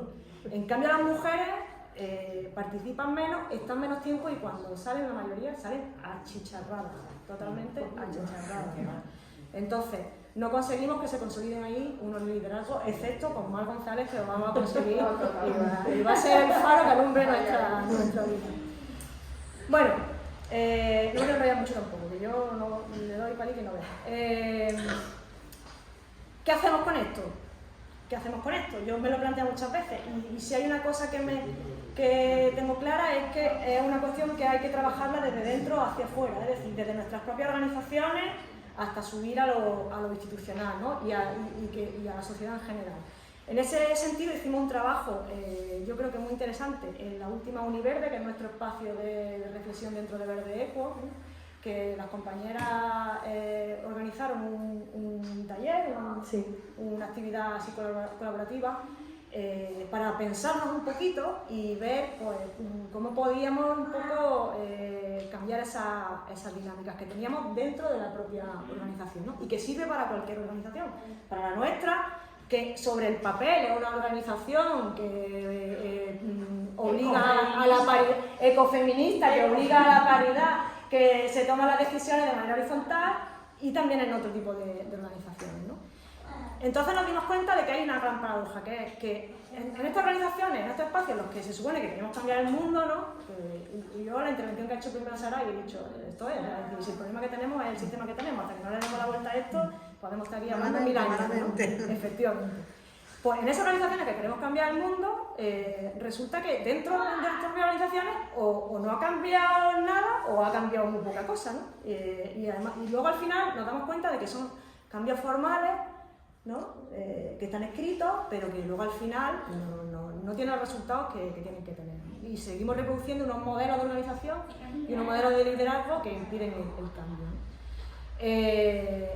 Hay una cuestión, y es que ¿cómo se encuentra una persona, el estado emocional y el estado de salud de una persona en una organización, en cualquiera, en una ONG, en un partido, lo que sea, afecta al desarrollo de esa organización y afecta a las posibilidades de ese espacio de llevar adelante un trabajo, ¿no?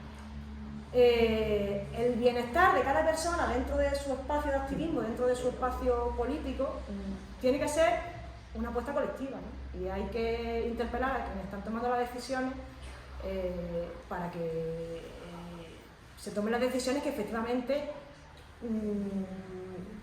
hagan que lo que hemos puesto sobre el papel tenga su correspondencia en la vida real, ¿no? Por ejemplo, ¿cómo hacemos en Verde Equo para que realmente todos los órganos internos se puedan constituir y no tengamos problemas de falta de mujeres? Entonces, aquí entra en juego un concepto que lo trabajamos en esa Univerde, que a mí me pareció muy, muy interesante y sobre el que yo después he pensado mucho, que es el concepto de autocuidado. Y decíamos antes, que salimos a chicharrar. Pues, ¿qué tenemos que hacer nosotras mismas? Primero, ¿de qué tenemos que darnos cuenta? Y segundo, ¿qué tenemos que hacer para no salir a las primeras de cambio una vez que hemos entrado? Y segundo, para no salir de esa manera que yo, de mi experiencia personal, lo viví como yo qué sé, llegó un momento en que cuando salí del ayuntamiento no quería saber absolutamente nada más y estuve alejada incluso de Equo durante unos meses porque llegó un momento en que dije, mira, necesito un espacio, necesito oxigenarme, es como un proceso de desintoxicación, ¿no? Necesito un tiempo para poder recuperar mi vida, que muchas cosas pues las he tenido que dejar por esto, ¿no? Decía, el autocuidado, hay que hacer una revisión personal y una reflexión sobre la manera en que estamos desarrollando esa militancia, ese activismo. Preguntas que yo creo que hay que hacerse, que yo me hacía. ¿Estas cargas de trabajo que tenemos son las que realmente nosotros deseamos en general para la sociedad? Y para, o sea, estamos queriendo cambiar un modelo y estamos reproduciendo la internet ese modelo y encima estamos aguantando lo contrario. ¿Cómo salgo yo a decir, mujeres precarias, no podéis, os están explotando, estamos trabajando más horas de la que y yo haciendo absolutamente lo contrario? O sea, ¿eso cómo se come? La forma en la que nos relacionamos con nuestros compañeros, con nuestras compañeras de organización, de partido y tal, ¿es transformadora? ¿Es a la que aspiramos? ¿O resulta que al final tenemos una dinámica absolutamente tóxica y absolutamente machista en algunos casos, que dices, pero bueno, si esto no lo hemos podido arreglar aquí, y estamos diciendo lo contrario, aquí algo falla, ¿no? Aquí algo falla. Bueno, me estoy alargando muchísimo. Voy a ir a dos cositas ya muy breves. Creo que, como decía antes, el trabajo hay que hacerlo de dentro a fuera. Creo que hay que intentar construir unos modelos, o sea, darle la vuelta a esto como una tortilla, ya sabemos que nos va a llevar a lo mejor un par de años más, ¿no? Sí, años más, hasta que se caiga el patriarcado, 2, 3, 8 años más ya se está cayendo. Nada, para el siguiente 8 años me Efectivamente. Efectivamente. Entonces, en el camino ese, en el corto camino que nos queda hasta que se caiga el patriarcado, lo que sí creo que hay que intentar hacer es intentar construir, y esa reflexión la hicimos, ¿verdad, Oliverde?, unos modelos más feministas, aunque no los queramos ni siquiera llamar así, pero en realidad son más feministas, de activismo y de militancia política. Unos modelos en los que la estrategia sea el cuidado colectivo, ¿no? O sea, que nos aseguremos el bienestar de la gente que está ahí participando, que nos aseguremos el acompañamiento, ¿no? Eso también muchas veces lo hemos hablado, que hay que acompañar a la gente, no hay que dejarla sola en los espacios, ¿no? Que nos aseguremos el respeto, ¿no? Y que, como decía antes, que eso consigamos proyectarlo a la institución y consigamos proyectarlo a la sociedad.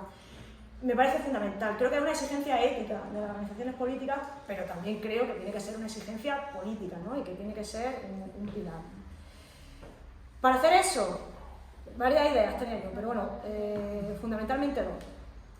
Una, que partamos de la realidad, que sepamos que nuestros espacios de activismo, de militancia, de sindicalismo y tal, son los que son, no son idílicos, ¿no?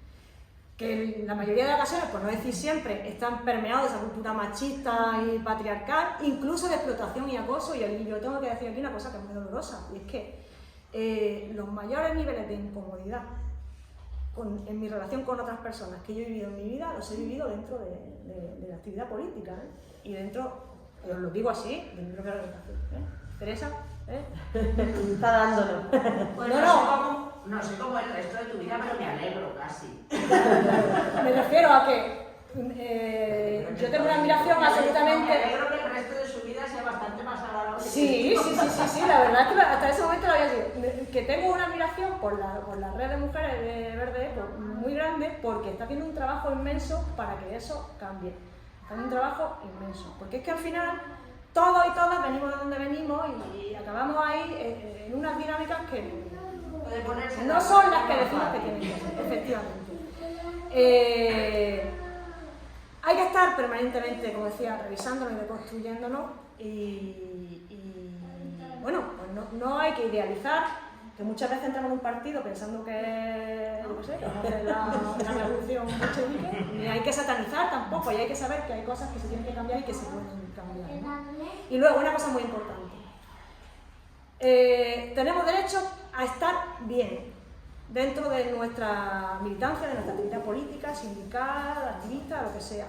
No es normal que vivamos ese espacio de nuestras vidas en el que hemos decidido estar en una permanente situación de malestar o de conflicto. Y si nos está pasando eso, pues es que algo no funciona bien y algo tiene que cambiar, ¿no? Es muy importante, y con esto termino, que revisemos que el trabajo que hacemos ayude a la transformación social, pero que no sea a costa de nuestra capacidad de convivencia, que no sea a costa de nuestra felicidad, ¿no? Porque si no, resultará que no queremos participar nunca más y que otras muchas personas no querrán participar. Entonces, creo que eso es una cosa que los partidos políticos en particular se lo tienen que hacer ver, y que desde el feminismo tenemos ahí un campo de trabajo también enorme, otro para que abramos ese espacio que permita que entren las mujeres, que permita que se hagan los cambios que las mujeres necesitan. ¿Vale? Muy bien.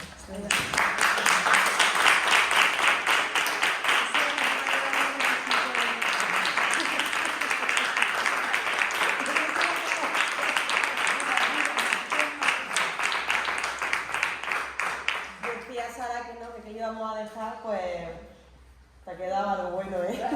Te ha quedado un buen cacho.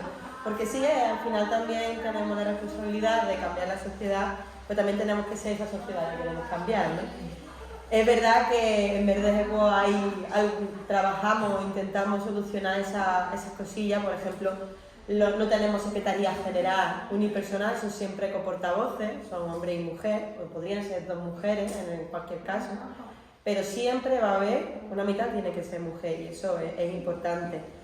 Es verdad que también es muy bueno cuando, o sea, me habéis encumbrado, pero es verdad porque también responde a un trabajo de equipo y a compañeros y a compañeras que de vez en cuando cogen y te dicen, venga, descansa, que esto voy a hacerlo yo. Venga, oye, baja el ritmo, que esto no es sostenible. Y eso es muy importante también, ¿no? Eso es una organización que trabajamos en esa línea. Y bueno, yo tengo que decir que tengo aquí a mi madre.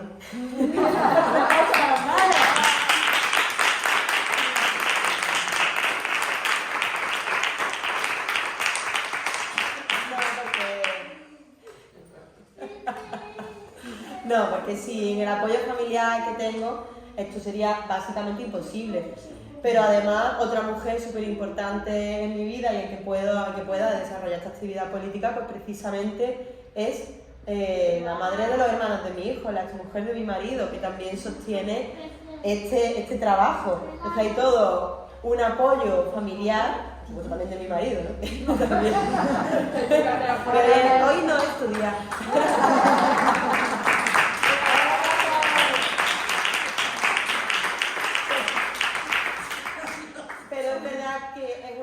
Pena que este apoyo solamente venga de lo familiar, ¿no? Y no se asegure por lo social, porque entonces al final, ¿qué pasa? Pues que terminan en la institución nada más que las mujeres que tenemos ese lujo, cuando hay que hacer que la institución estén todas las voces de las mujeres y que no tengan que estar siempre limitadas pues por sus, al final, capacidades económicas muchas veces.